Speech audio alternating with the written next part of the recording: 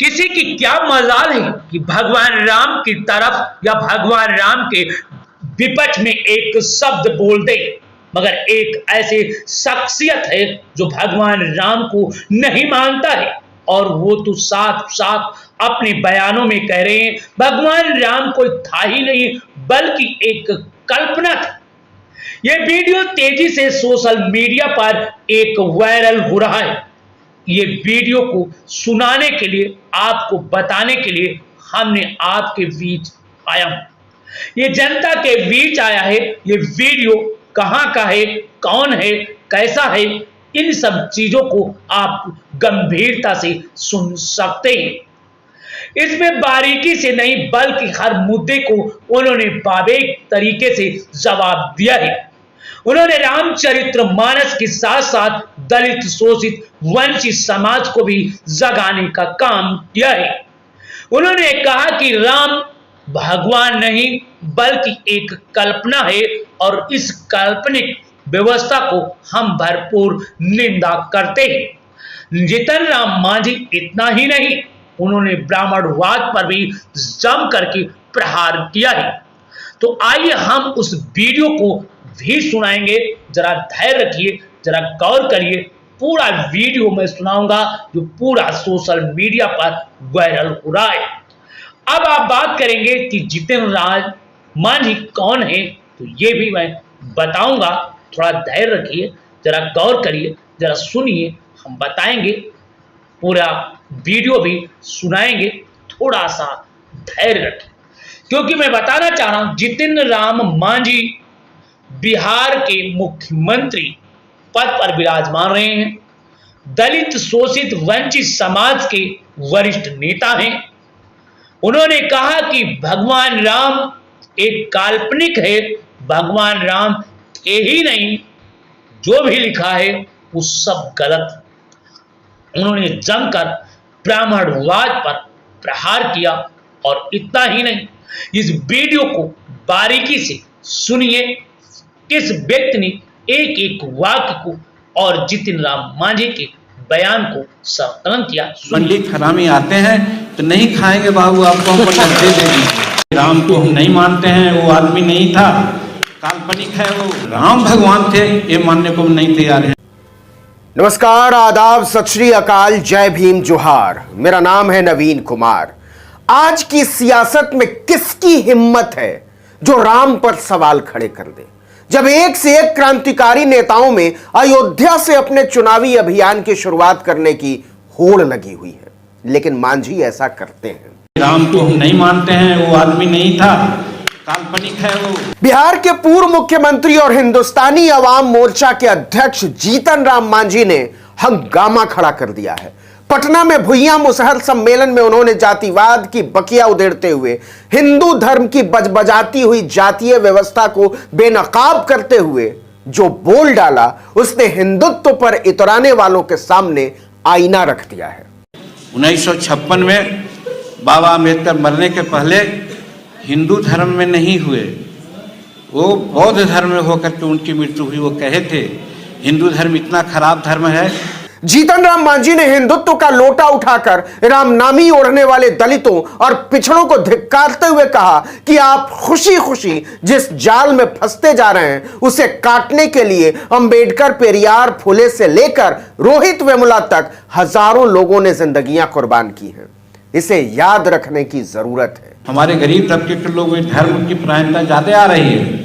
सत्यनारायण पूजा का नाम हम लोग नहीं जानते थे, लेकिन चला अब हर जगह हम लोगों के टोला में सत्यनारायण स्वामी की पूजा होती है। लेकिन इसके बाद मांझी जहां पहुंच जाते हैं वो किसी की भी कल्पना से बाहर है।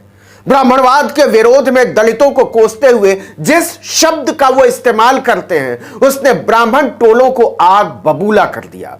इतनों में शर्म लाज नहीं लगता हम लोगों का कि पंडित हरामी आते हैं तो नहीं खाएंगे बाबू, आपको हमको दे देंगे।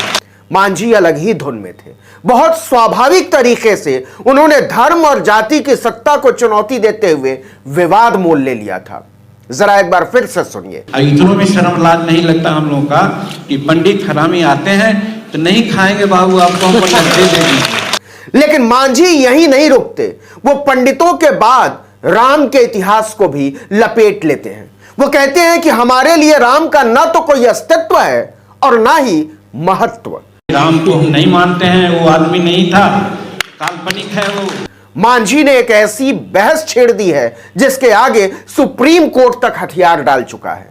जमीन का मसला सुलझाते सुलझाते सुप्रीम कोर्ट के सबसे बड़े जज लोग राम के अस्तित्व और जन्मभूमि की खोज में जुट गए थे और यह साबित करके माने कि जहां बाबरी मस्जिद थी वहीं राम पैदा हुए थे। राम भगवान थे ये मानने को नहीं तैयार है। यह साहस का काम है या दुस्साहस का, आप तय कीजिए। लेकिन मांझी ने आदमी और ईश्वर के बीच इंसानियत की खोज की चुनौती पेश कर दी है। वो कहते हैं कि जिस राम का कोई अस्तित्व ही नहीं, उसे देवता मानने पर मजबूर कैसे किया जा सकता है? उसी को हम भगवान मान जाए तो उसी प्रकार से राम कोई भगवान नहीं है। मांझी ने दलितों से कहा कि आपको राम के झांसे में लिया जा रहा है।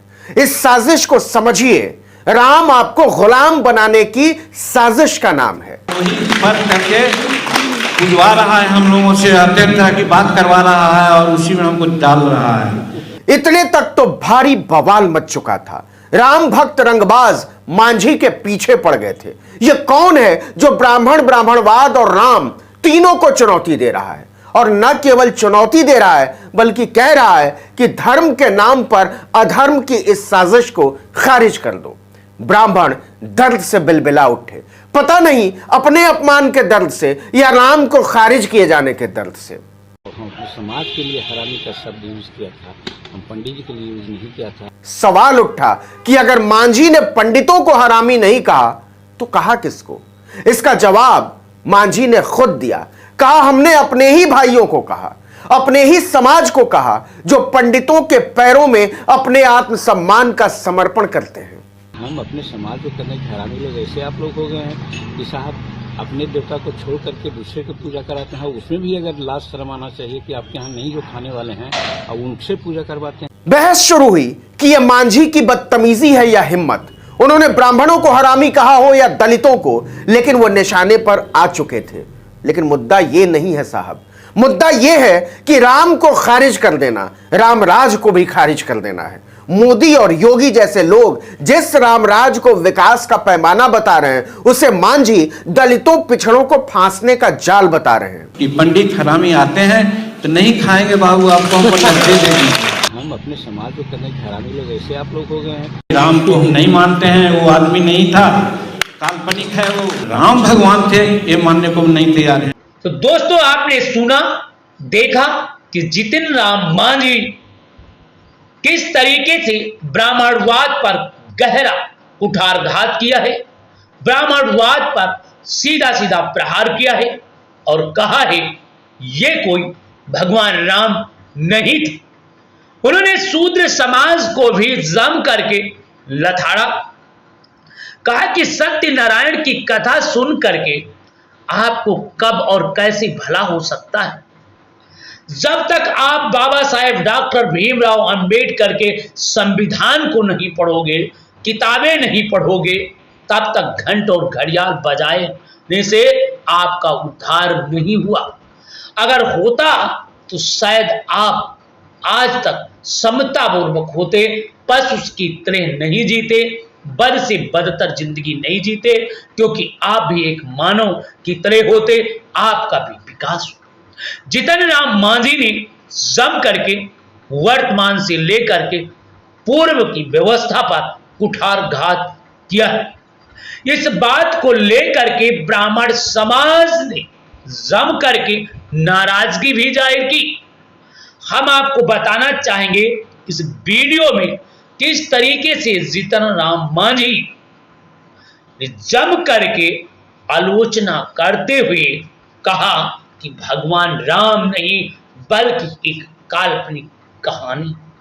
तो वास्तव में भगवान राम थे या नहीं थे, इसकी पुष्टि जनता की अदालत नहीं कर रहा है, क्योंकि इस तरीके के वीडियो सोशल मीडिया पर वायरल हो रहे थे। आप तक पहुंचाने और आप तक जन जागरण तक पहुंचाने का दायित्व को निर्वाह करते हुए इस प्रश्न को लेकर के हम आपके बीच आए हैं। क्या भगवान राम थे या नहीं? और थे तो जो शूद्र समाज आज तक उनकी सेवा करता रहा, उनका आराधना करता रहा, तो मैं पूछना चाह रहा हूं आज शूद्र समाज का भला क्यों नहीं हो पाया? अगर होता तो फिर शूद्र समाज आज बद से बदतर जिंदगी क्यों जीते? बाबा साहेब डॉक्टर भीमराव अंबेडकर के संविधान और आरक्षण की बदौलत से दलित, शोषित, वंचित आज विधायक, सांसद बन पाया है, बल्कि सामाजिक तरह से आज भी वो शोषित और वंचित। अगर हमें संविधान नहीं देता तो हमें बराबर बोलने का अधिकार भी नहीं होता।